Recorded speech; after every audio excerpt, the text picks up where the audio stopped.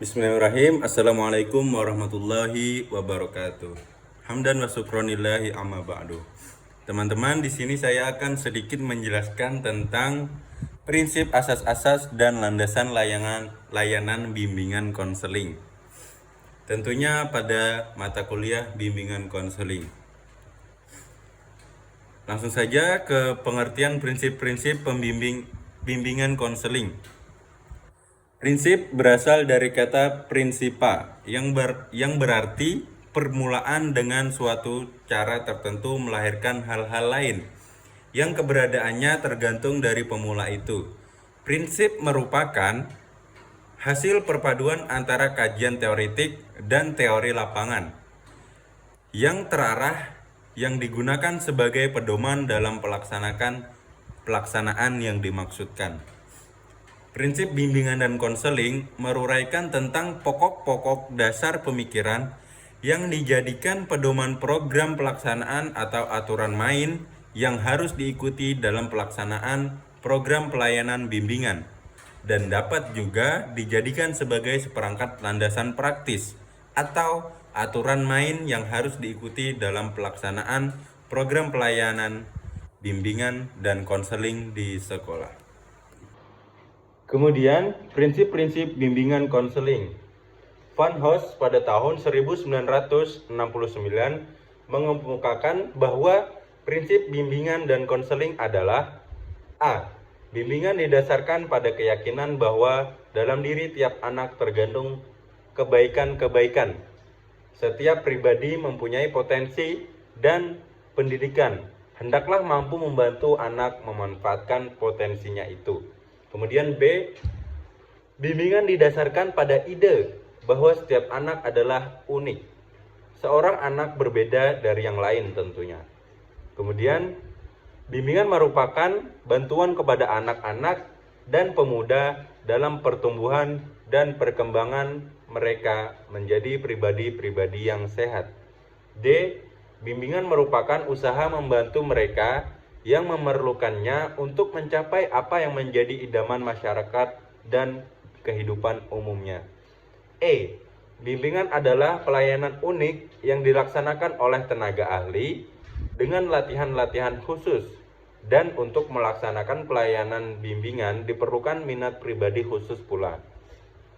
Berkenaan dengan prinsip-prinsip bimbingan dan konseling, Arifin dan Eti Kartikawati pada tahun 1994 menjabarkan prinsip-prinsip bimbingan dan konseling ke dalam 4, yaitu yang pertama prinsip-prinsip umum, yang kedua prinsip-prinsip khusus yang berhubungan dengan individu, yang ketiga prinsip-prinsip khusus yang berhubungan dengan pembimbing, kemudian yang terakhir prinsip-prinsip khusus yang berhubungan dengan organisasi dan administrasi bimbingan konseling.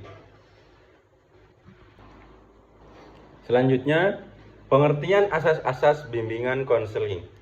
Pelayanan bimbingan dan konseling adalah pekerjaan profesional sesuai dengan makna uraian tentang pemahaman, penanganan dan penyikapan konselor terhadap kasus.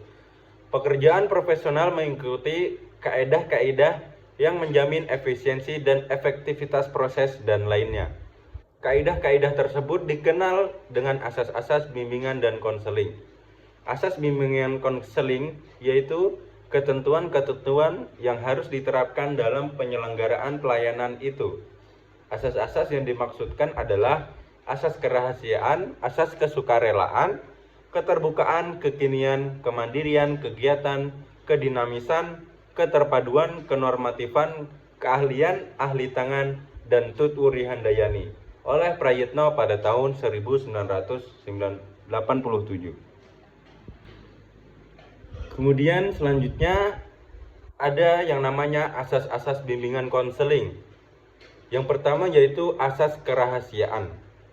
Asas yang menuntut dirahasiakannya segenap data dan keterangan siswa atau klien yang menjadi sasaran pelayanan, yaitu data atau keterangan yang tidak boleh dan tidak layak diketahui orang-orang. Yang kedua ada asas kesukarelaan. Asas yang menghendaki adanya kesukarelaan dan kerelaan siswa mengikuti, menjalani layanan atau kegiatan yang diperuntukannya bagian baginya. Yang keempat, asas keyakinan. Pada umumnya, pelayanan bimbingan dan konseling bertitik tolak dari masalah yang dirasakan klien saat sekarang atau saat nanti. 5. Asas kemandirian. Pelayanan bimbingan dan konseling bertujuan menjadikan si terbimbing dapat berdiri sendiri, tidak tergantung pada orang lain atau tergantung pada konselor. 6. Asas kegiatan. Dalam proses pelayanan bimbingan dan konseling, kadang-kadang konselor memberikan beberapa tugas dan kegiatan kepada kliennya. 7. Asas kedinamisan. Asas yang menghendaki agar isi layanan terhadap sasaran layanan atau siswa atau klien hendaknya selalu bergerak maju, tidak monoton dan terus berkembang. 8. Asas keterpaduan.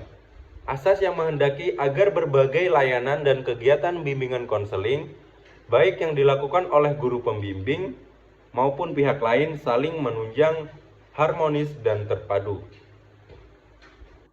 9. Asas kenormatifan.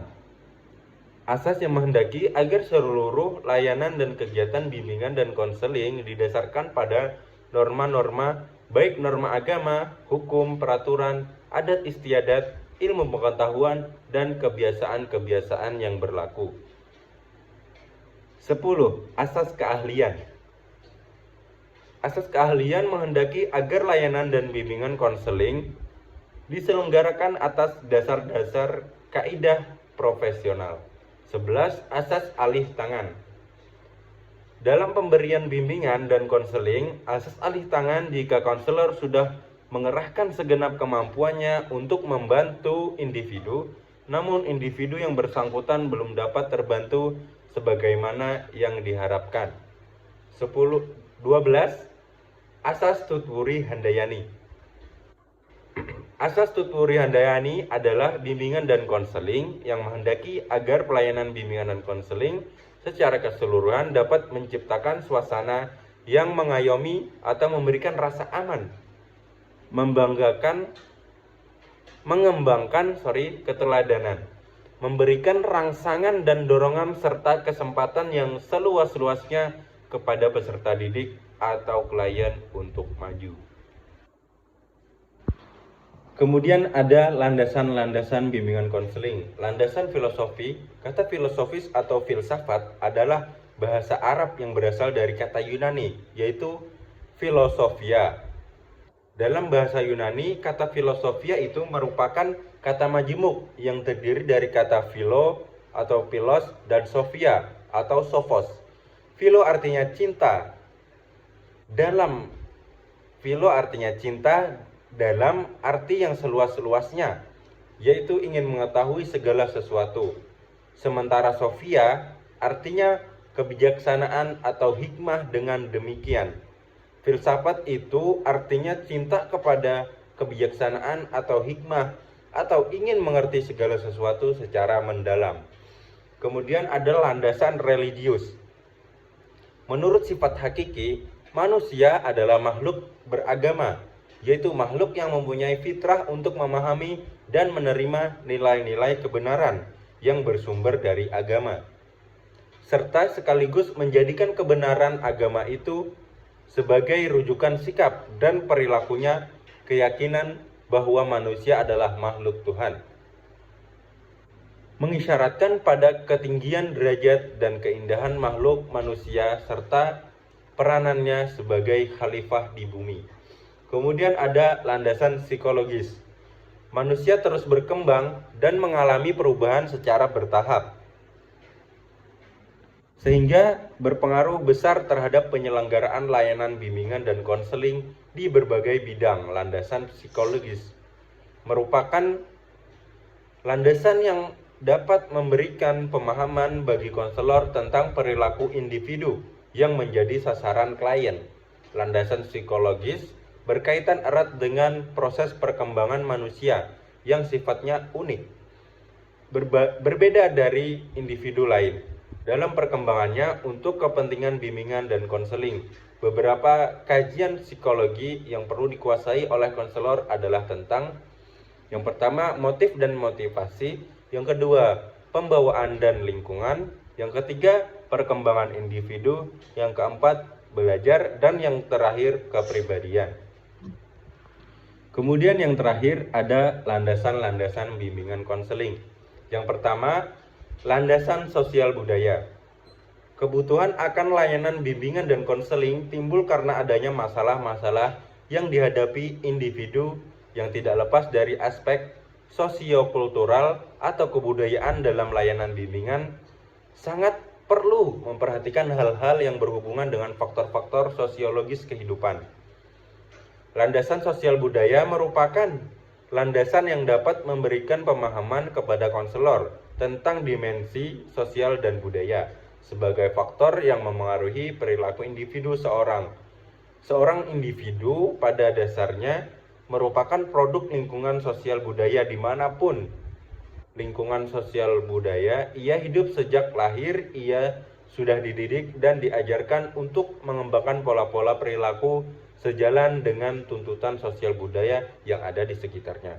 Kemudian yang kedua, ada landasan-landasan ilmiah dan landasan teknologi. Pelayanan bimbingan dan konseling merupakan kegiatan profesional yang dilaksanakan atas dasar keilmuan, baik yang menyangkut teori, pelaksanaan kegiatan maupun pengetahuan. Tentang bimbingan dan konseling yang tersusun secara logis dan sistematis. Ilmu bimbingan dan konseling bersifat multireferensial, artinya suatu disiplin ilmu dengan rujukan ilmu-ilmu yang lain seperti psikologi, ilmu pendidikan, dan filsafat, bahkan ilmu sosiologi, antropologi, ekonomi, agama, hukum, statistik, evaluasi, dan lain-lain. Selain perlu dukungan sejumlah ilmu, praktek bimbingan dan konseling juga memerlukan dukungan perangkat teknologi. Dewasa ini perangkat teknologi yang dimanfaatkan secara langsung dalam praktek layanan bimbingan dan konseling adalah komputer. Bimbingan dan konseling baik pada tataran teori dan praktik bersifat dinamis. Artinya, bimbingan dan konseling dalam perkembangannya mengikuti perubahan dan perkembangan zaman. Kemudian yang terakhir ada landasan pedagogis. Fokus pelayanan bimbingan dan konseling adalah manusia, sehingga timbul pertanyaan bimbingan dari manusia oleh manusia dan untuk manusia. Manusia yang menjadi fokus bimbingan dan konseling adalah manusia yang berada dalam proses perkembangan yang secara berkelanjutan terus berusaha mewujudkan dimensi-dimensi kemanusiaannya untuk menjadi manusia seutuhnya dalam arti yang luas. Pendidikan bisa dikonsepsikan sebagai upaya manusia dalam arti yang sesungguhnya. Tanpa pendidikan, potensi kemanusiaan yang dimiliki oleh manusia tidak akan berkembang. Begitupun, tanpa bimbingan, potensi yang dimiliki manusia tidak berkembang secara optimal.